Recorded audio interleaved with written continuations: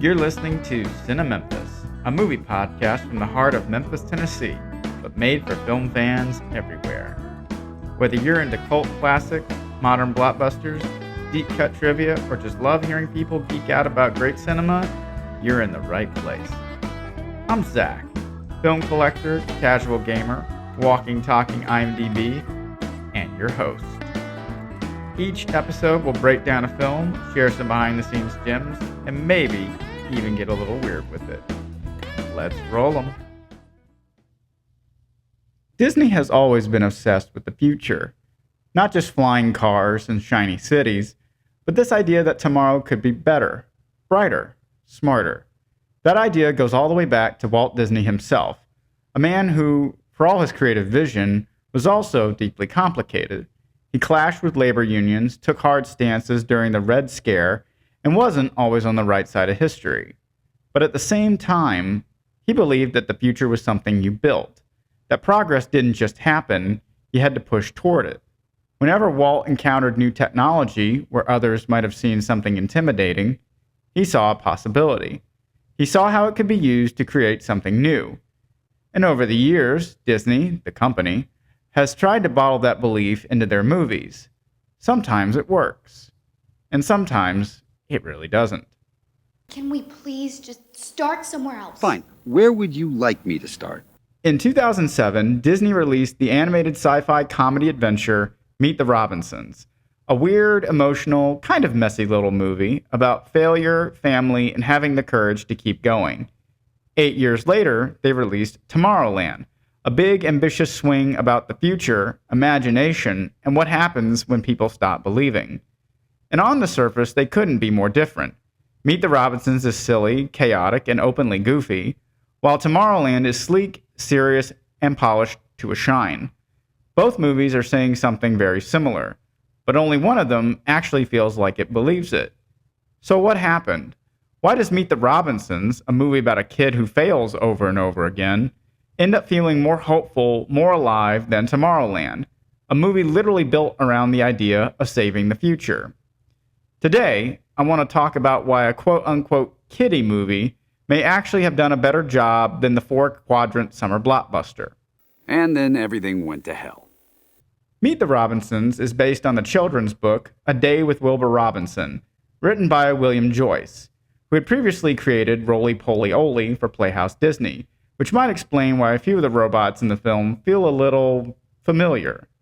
Louis is a boy who, after being left on the steps of an orphanage shortly after he was born, has been haunted by his past. He's a genius inventor who can't seem to connect with potential adoptive parents, often alienating them with his wacky creations. When he enters a local science fair, he meets another boy named Wilbur, who seems to know everything about him. As it turns out, Wilbur is from the future, and he takes Louis there to help inspire him.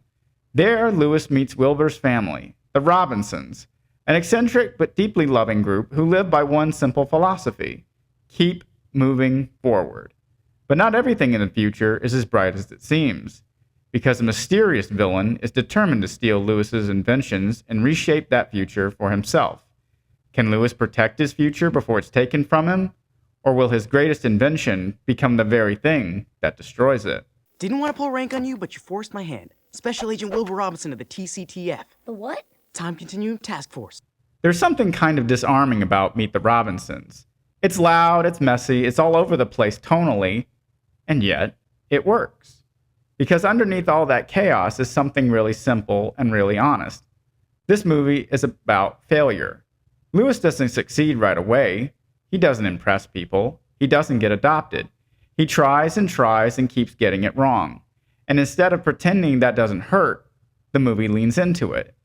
In trying to repair a peanut butter and jelly sandwich maker he designed earlier in the movie, Louis causes the two ingredients to cover the room in a massive mess. But the Robinsons actively celebrate his failure. They tell him, from failure you learn, from success not so much. But then it gives him and us a way forward. Keep moving forward. Not as a slogan, but as a choice. Without giving too much away, the villain is the way he is because he never let go of the past. Everyone wants tell you to let it go and move on, but don't. Instead, let it fester and boil inside of you. Take these feelings and lock them away. Let them fuel your actions. Let hate be your ally, and you will be capable of wonderfully horrid things. Heed my words. Don't let it go. And that's where Tomorrowland starts to feel very different. It begins as a story about young Frank Walker, a bright-eyed inventor, very similar to Lewis, who brings a homemade jetpack to the 1964 World's Fair in Queens, New York. When he presents it to an established authority named David Nix, played by Huey Laurie, he's summarily dismissed, being told such a device has no practical applications. How would your jetpack make the world a better place? Can't it just be fun? A few decades later, teenager Casey Newton, played by Britt Robertson, comes across a strange pin that gives her visions of a futuristic city where anything seems possible. She eventually bumps into a much older, more cynical, and bitter Frank, now played by Academy Award winner George Clooney. You are not supposed to do anything. You've been manipulated to feel like you're part of something incredible. Like you were special. But you weren't. You're not. Reluctantly, he joins her and a female android named Athena on a journey back to that futuristic city known as Tomorrowland. Well, you wanted to see Tomorrowland. Here it comes. Director Brad Bird is known for his bright and optimistic animated films like The Iron Giant, The Incredibles, and Ratatouille.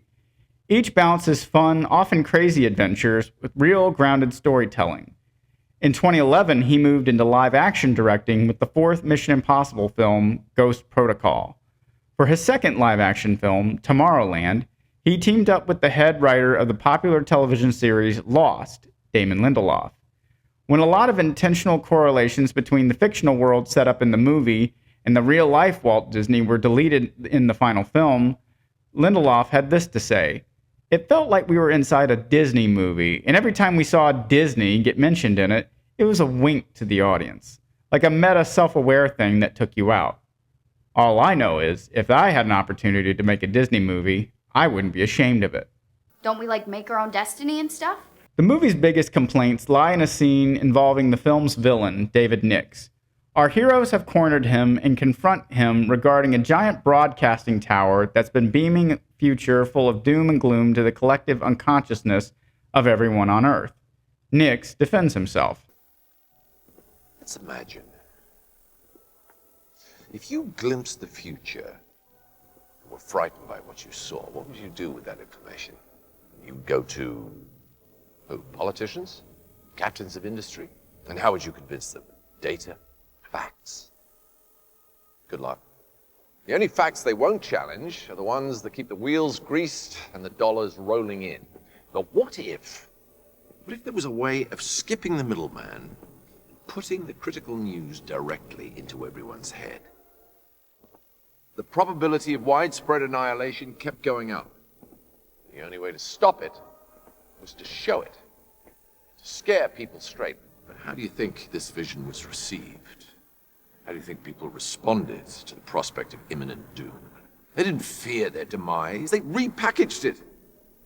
It can be enjoyed as video games, as TV shows, books, movies. The entire world wholeheartedly embraced the apocalypse and sprinted towards it with gleeful abandon.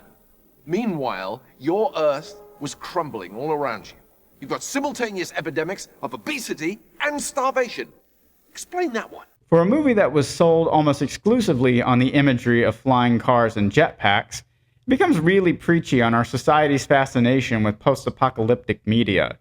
It certainly didn't help when Mad Max Fury Road, a long-awaited fourth installment in director George Miller's post-apocalypse movies, released the week before Tomorrowland and was immediately considered not only one of the best movies that summer, but eventually became so lauded by critics and audiences alike that it was eventually nominated for several Academy Awards, including an unlikely Best Picture nomination.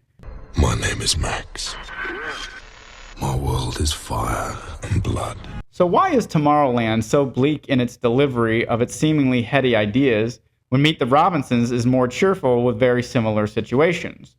Well, certainly the mediums of live-action animated filmmaking make a difference. There can be more serious animated fare and more cartoony live-action work. It all comes down to how a story is being told. And Tomorrowland often has an exasperated mean-spiritedness to it. You have to explain everything.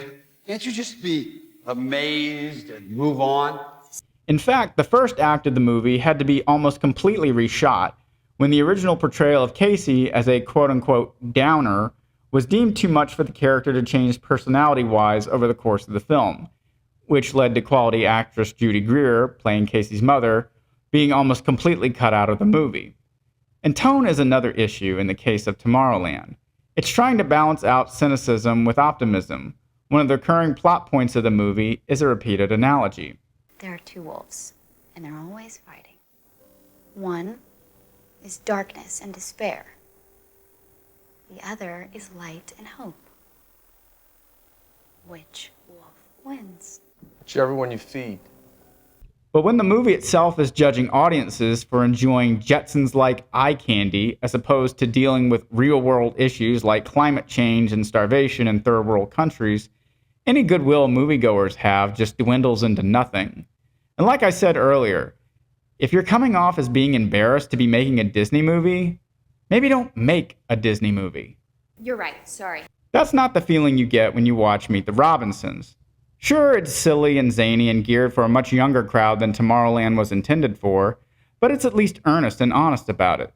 Lewis and Casey are both iconoclastic dreamers, but what sets them apart is that actress Britt Robertson was far too old to be playing someone written to be so starry-eyed. Robertson was 24 when filming occurred. The world of the future in Robinsons is colorful and imaginative. The one spectacular vision of Tomorrowland within Tomorrowland is what the audience expects the whole movie to look like. And when they don't get it, it breeds disappointment. Heck, the movie even calls itself out on that from the very beginning. So you gave them like 1 second of blue skies and jetpacks and hope? It's important. They need to know the stakes. At the end of the day, Meet the Robinsons is an invitation to the future. Tomorrowland is a preachy sermon railing against blind optimism through heady lectures. Robinsons isn't afraid to be fun. Tomorrowland, despite having a few cool set pieces, doesn't land the same way.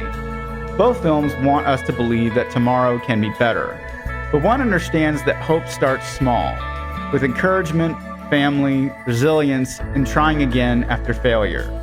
The other tries to solve hope at a global scale with speeches and grand ideas. And maybe that's why Meet the Robinsons is the better tale. It knows the future doesn't begin in a skyline. It begins in the hearts and imaginations of those willing to dare to dream it and make it real. And above all, keep moving forward. There's really no secret about our approach. We keep moving forward, opening up new doors, doing new things, because we're curious. And curiosity keeps leading us down new paths.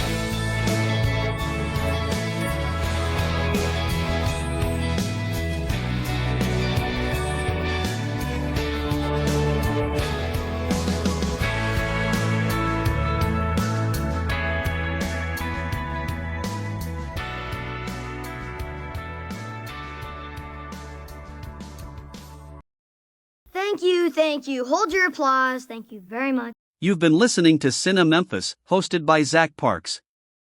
Thanks for joining us, and don't forget to subscribe. Until next time, this has been CineMemphis.